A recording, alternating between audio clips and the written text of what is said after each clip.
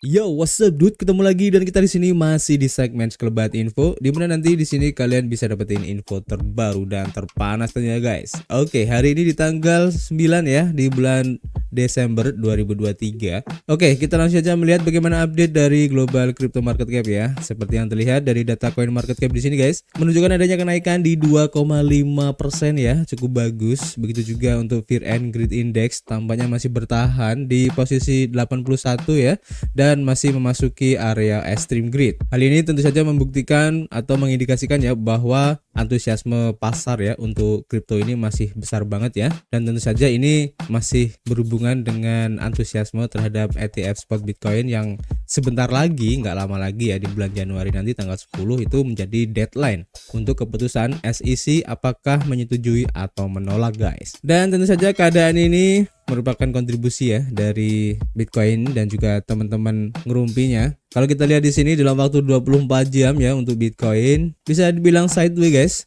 Perubahannya di 0,98% ya. Kemudian untuk Ethereum ada penurunan di 1,4%. Untuk BNB naik ya, cukup lumayan di 2,4%. Kemudian XRP juga lumayan di 3,4%. Disusul Solana di 2,7% guys. Dan yang cukup signifikan hari ini naik ya pada Cardano guys di 23,4% guys. Disusul oleh Avalanche naiknya juga cukup lumayan di 17,8%. Begitu juga untuk Polkadot di 18,27% ya. Ini keren banget. Dan beberapa altcoin tampaknya bisa kita lihat hijau ya. Ini keren banget dan ini membuktikan bahwa altcoin ini baru menyusul ya untuk kenaikan beberapa hari ini yang didominasi oleh Bitcoin guys. Dan kalau kalian lihat ya, untuk Bitcoin dominance hari ini terlihat mengalami penurunan dan ini membuktikan ya bahwa untuk market sekarang tampaknya lebih banyak ya di altcoin dibandingkan di Bitcoin guys. Jadi untuk sementara ya beberapa hari ke depan kita pantau lagi guys. Dan pergeseran untuk aliran dana ke altcoin ini menunjukkan bahwa pasar Bitcoin masih adem ayem, belum ada perubahan yang signifikan. Dan hal ini seperti biasa akan terjadi setelah cycle ya. Pada saat Bitcoin naik, maka selanjutnya akan menyusul untuk altcoin guys. Tapi kita akan tunggu apakah cycle ini sudah berubah atau bergeser dari Bitcoin ke altcoin. Tapi kalau menurut saya pribadi, ini semacam kayak istirahat dulu guys untuk Bitcoin, karena untuk berita ataupun perkembangan news terbaru ya, khususnya untuk ETF spot Bitcoin, halving Bitcoin dan lain-lain, ini masih menunggu. Jadi para investor lebih tertarik untuk masuk ke altcoin yang lain guys. Dan kita langsung aja ya menuju ke informasi yang pertama guys. Kita lansir dari harian Bitcoin Systemi, diinformasikan bahwa data non-farm payrolls Amerika Serikat ini sudah dirilis dan Bitcoin ini bereaksi guys. Jadi menurut informasi terbaru dari data ketenagakerjaan non-farm payroll ya di Amerika Serikat diumumkan sebesar 199.000 di atas ekspektasi 183.000. Data ketenagakerjaan non-farm payroll sebelumnya berada di angka 150.000. Data pengangguran diumumkan sebesar 3,7%, lebih rendah dari terakhir ya, dan ekspektasinya di 3,9% guys. Data pendapatan rata-rata per jam Amerika Serikat bulan November ini diumumkan sebesar 0,4%, lebih tinggi dari perkiraan di 0,3%. Jadi data bulan sebelumnya adalah di 0,2% guys. Perubahan ketenagakerjaan bulan September direvisi turun 35.000 dari 297.000 ya menjadi 262.000. Sementara perubahan ketenagakerjaan di bulan Oktober tetap pada 150.000. Dengan revisi ini ketenagakerjaan pada bulan September dan Oktober lebih rendah 35.000 dari yang dilaporkan sebelumnya guys. Data tersebut mengikuti survei JOLTS pada hari Rabu ya, yang menunjukkan kesenjangan ketenagakerjaan turun ke level terendah sejak Mei 2021. Kemudian laporan ketenagakerjaan ADP juga mengungkapkan ya bahwa lapangan kerja sektor swasta meningkat hanya 103.000 ya pada November dibandingkan ekspektasi untuk peningkatan 130.000. Namun meskipun laporan ADP sering dilihat sebagai panduan kasar untuk laporan resmi pemerintah, angka-angka tersebut bervariasi secara signifikan dalam beberapa bulan terakhir guys. Kita lanjut ke informasi berikutnya ya, berhubungan dengan Fidelity khususnya untuk Bitcoin Spot ETF ya. Seperti yang dilansir dari harian CryptoSlate, di mana Fidelity mengajukan model ETF Bitcoin Spot ke SEC seiring dengan kemajuan pembicaraan regulasi guys. Jadi diskusi SEC tingkat lanjut dengan manajer aset mengenai aplikasi ETF Bitcoin Spot meningkatkan optimisme seputar peluang persetujuan. Komisi Sekuritas dan Bursa Amerika Serikat atau SEC mengungkapkan pada 7 Desember bahwa mereka telah bertemu dengan Fidelity mengenai aplikasi ETF Bitcoin Spot perusahaannya. Regulator sekuritas tersebut mengatakan bahwa beberapa anggota divisi keuangan korporatnya bertemu dengan anggota Fidelity pada hari publikasi pemberitahuan tersebut. Beberapa anggota dari CBOE BZX juga menghadiri pertemuan tersebut guys. Titik fokus dari pertemuan tersebut adalah perubahan aturan yang diusulkan yang memungkinkan CBOE BZX untuk mendaftarkan dan memberdayakan saham Fidelity Wise Origin Bitcoin Trust. Model ETF Fidelity memberikan exposure terhadap mata uang kripto melalui struktur yang melibatkan pemain industri dengan peran yang berbeda dan partisipasi resmi, dan dealer-dealer berinteraksi dengan penerbit dan juga kustodian untuk membuat dan menebus saham ETF, memfasilitasi aliran pasar. Afiliasi kripto yang tidak terdaftar menyimpan dan mentransfer Bitcoin aktual yang terkait dengan ETF per pesanan, pembuatan, atau penebusan. Pengaturan perantara ini memungkinkan para pelaku pasar untuk mendapatkan exposure harga tanpa secara langsung menangani mata uang kripto guys. Kemudian lebih lanjut ya, kalau kita lansir dari harian Crypto Briefing masih berhubungan dengan Fidelity ini, di mana ETF Bitcoin Spot Fidelity ini telah bergabung guys dengan BlackRock di situs DTCC guys ya. Nah ini menarik. Jadi dari data DTCC memfasilitasi penyelesaian triliunan dolar dalam bentuk saham, ETF, dan transaksi sekuritas lainnya setiap hari, di mana Fidelity Wise Origin Bitcoin Trust, sebuah dana yang diperdagangkan di bursa ETF Bitcoin yang diusulkan, telah muncul guys di daftar sekuritas baru Depository Trust and Clearing Corporation atau DTCC dengan ticker FBTC. Hal ini terjadi setelah ETF Bitcoin Spot dari BlackRock yang sangat dinanti-nantikan yaitu iShares Bitcoin Trust ditambahkan juga ya ke situs DTCC pada bulan Oktober kemarin. Meskipun persetujuan dari Securities and Exchange Commission atau SEC ini masih menunggu ya untuk ETF Bitcoin dari Fidelity dan juga BlackRock, penambahan ke situs DTCC ini merupakan prosedur standar ketika penyedia ETF bersiap untuk meluncurkan dana baru.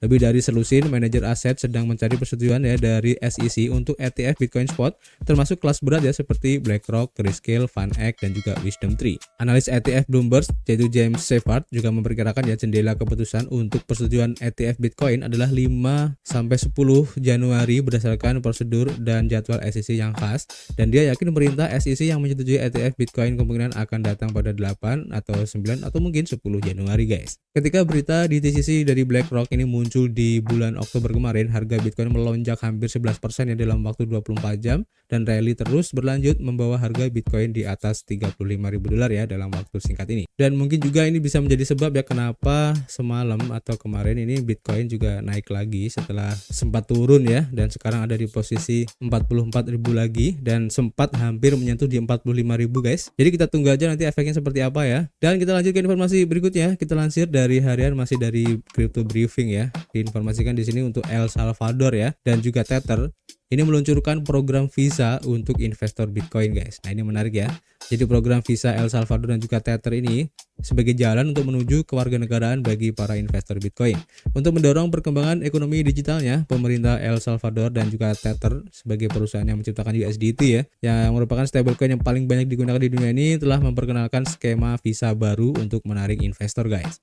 Program ini dikenal sebagai Adopting El Salvador Freedom Visa Program, yang menawarkan jalur menuju kewarganegaraan El Salvador bagi mereka yang ingin menginvestasikan modal besar dalam Bitcoin atau stablecoin USDT guys. Program ini membutuhkan deposit sebesar 999 USD ya, yang tidak dapat dikembalikan dalam bentuk Bitcoin atau USDT, dan semua pelamar harus menjalani proses KYC. Setelah diterima, deposit tersebut akan dikreditkan ke dalam investasi Bitcoin atau USDT sebesar $1 juta yang diperlukan untuk mendapatkan visa kebebasan dan kewarganegaraan selanjutnya. Adriana Mira sebagai Wakil Menteri Luar Negeri dari El Salvador yang menyatakan bahwa kolaborasi ini menandakan tonggak penting dalam dedikasi mereka ya terhadap pembangunan ekonomi dan inovasi. Program Adopting El Salvador Freedom Visa Program ini ya menawarkan kesempatan luar biasa bagi individu untuk berpartisipasi aktif dalam membentuk masa depan yang sejahtera bagi bangsanya guys. Keterlibatan Tether bertujuan untuk memperkuat status negara ini sebagai pelopor dalam adopsi kripto arus utama guys,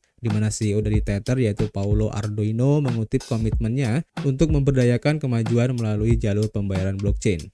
Dan El Salvador ini menjadi berita utama pada tahun 2021 sebagai negara pertama yang menerima Bitcoin sebagai alat pembayaran yang sah guys. Nah, ini keren banget ya. Jadi kita tunggu aja nanti seperti apa efeknya guys. Apakah ini juga akan diikuti oleh negara lain? Ini cukup menarik untuk diikuti guys. Kita lanjut ke informasi berikutnya ya. Kita lansir dari harian CoinSpeaker, dan seperti yang sudah kita informasikan kemarin untuk peluncuran token dari Layer Zero di kuartal pertama 2024, dan ini ada berita terbarunya.